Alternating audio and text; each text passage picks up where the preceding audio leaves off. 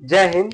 चलिए हम इस वीडियो में समझते हैं कि भाषा किसे कहते हैं, जिसको इंग्लिश में बोलते हैं लैंग्वेज। ठीक है, तो चलिए इसको एकदम अच्छे तरीके से, सिंपल भाषा में एकदम अच्छे तरीके से समझ जाते हैं।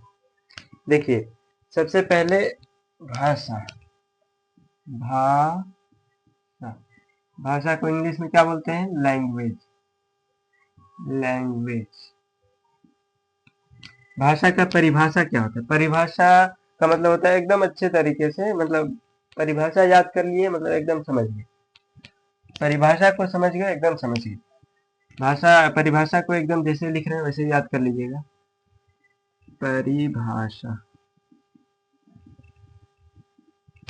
तो भाषा एक ऐसा साधन है जिसके द्वारा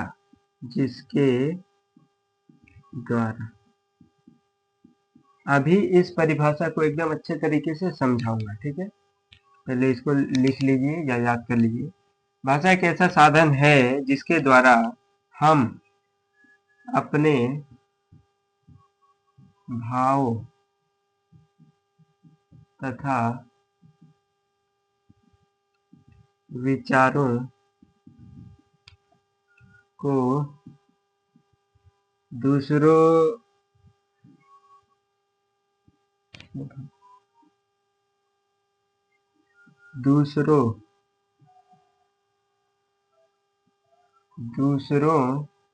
को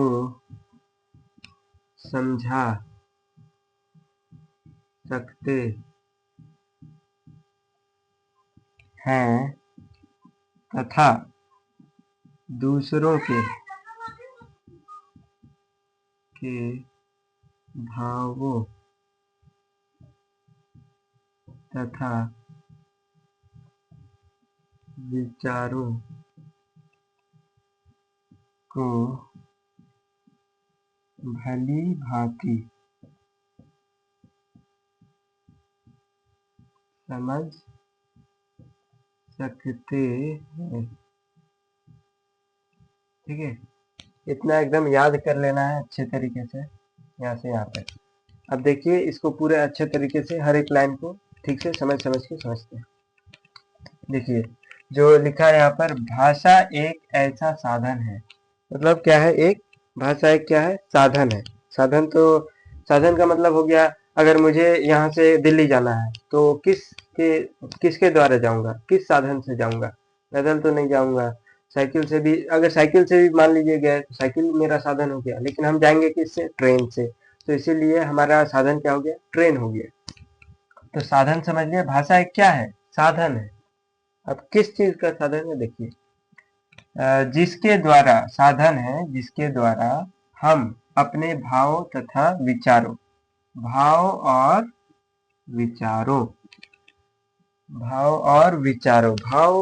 और विचारों मतलब क्या? मान लीजिए मैं जा रहा हूँ, मेरा एक्सीडेंट हो गया, या फिर मेरा हाथ गिर गया फिसल के, तो मेरा हाथ टूट गया, या फिर दर्द हो रहा है मेरे पेट में, तो मैं दूसरों को कैसे बोलता हूँ? अपने मुंह से जो आवाज निकल रहा है, भाषा से जो आवाज निकल रहा है ना, तो जो मेरे मुंह से आवाज निकल रहा है, आ उ ए, तो मैं ऐसे बोलूंगा, दूसरों को तो नहीं समझ में आएगा। लेकिन जब मैं अपना भाषा का प्रयोग करूंगा, ए भाई मुझको चोट लगा है, मुझे अस्पताल लेकर जाओ, तो जो जो मैंने अभी बोला यही तो भाषा है। मैंने भाषा के द्वारा ही ना उसको बोला। अगर भाषा नहीं रहता तो हम कैसे बोलते हैं? मतलब भाषा है ही नहीं, कोई भाषा नहीं है। तो चोट लग गया तो हम क्या खाली चिल्लाएंगे, कुछ बोल नहीं पाएंगे अगर भाषा नहीं रहेगा तो भाषा समझ गए। अपने भाव यानी मुझे दर्द हो रहा है, और विचार यानी मेरे मन में विचार आया कि आज मैं कश्मीर जाऊंगा और अपने दोस्तों के साथ, तो दोस्तों को कैसे बोलूंगा? भाषा के द्वारा ही ना बोलूंगा। फोन करूंगा और मुंह से भाषा निकल रहा है। अगर भाषा नहीं रहता तो क्या बोलते? फोन आ गया, फोन कर दिए और कुछ भाषा ही नहीं है। मतलब बोल नहीं पाएंगे बिना भाषा के। तो भाषा एक साधन है बोलने का।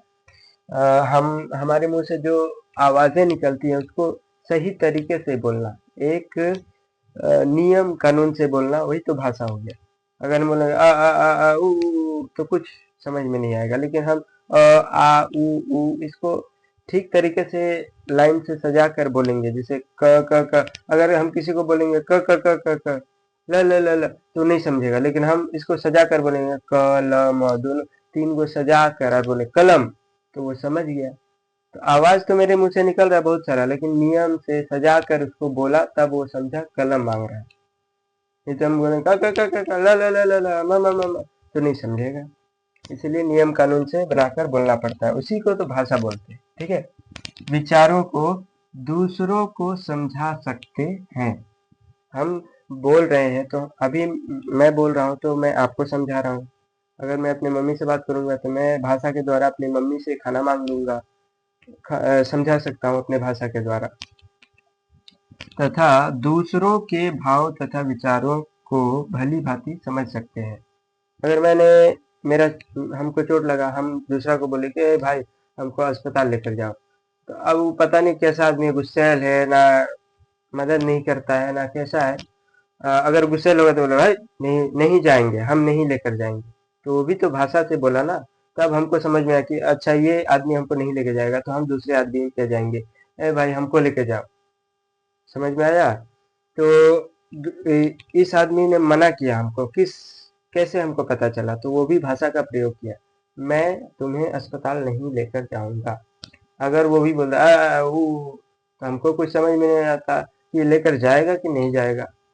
नहीं समझ में आता तो फिर हम यहीं अटके रहते, हम दूसरे को कॉल नहीं करते क्या भाई हमको लेकर जाओ। तो वो भी तो भाषा के द्वारा हमको समझा सका। तो मैं अपने मन के विचार और भाव को दूसरों को समझा सकता हूँ, किसके द्वारा? भाषा के द्वारा। और दूसरों के मन के भाव कि वो क्या चाहता है, मैं बोलूँगा ए भाई मुझे खाना दो, तो वो बोलेगा नहीं मैं खाना नहीं दूंगा। तो वो मुझे भाषा समझ में, भाषा के द्वारा ही ना बोला। तो अगर वो मुझे भाषा समझ में आया तो मैंने बोल दिया कि हाँ ठीक है, मैं समझ गया कि हाँ ये मुझे खाना नहीं देना चाहता है। तो दूसरों के भाव को भी अच्छे तरीके से समझ सकते हैं और खुद के भाव भी दूसरों को समझा सकते हैं। बस इतना ही भाषा है। तथा विचारों को भली भांति समझ सकते हैं, दूसरों को भी समझ सकते हैं और खुद को भी समझा सकते हैं। तो इतना समझ में आया कि भाषा किसे कहते हैं। ठीक है, अब भाषा के प्रकार कितने होते हैं वो समझते हैं। ठीक है, इसको मिटा देता हूँ।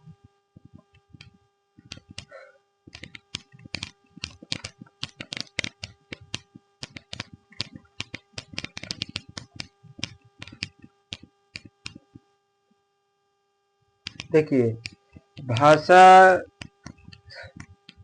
अगर बेसिक में बोले तो दो प्रकार का होता है। ठीक है, अगर एडवांस में जाएंगे तो तीन प्रकार का हो जाएगा। ठीक है, अगर आप बेसिक मतलब छोटे बच्चे या 6 क्लास से नीचे है तो दो प्रकार के होते हैं भाषा के प्रकार। अगर अगर ज़्यादा गहराई से पढ़ना है तो तीन प्रकार से। जैसे हम लोग दो प्रकार से कैसे होगा, हम लोग मान लीजिए अभी हम जितना बात किए तो बोल बोल कर किए, तो ये मेरा हो गया मौखिक भाषा। क्या हो गया? मौखिक।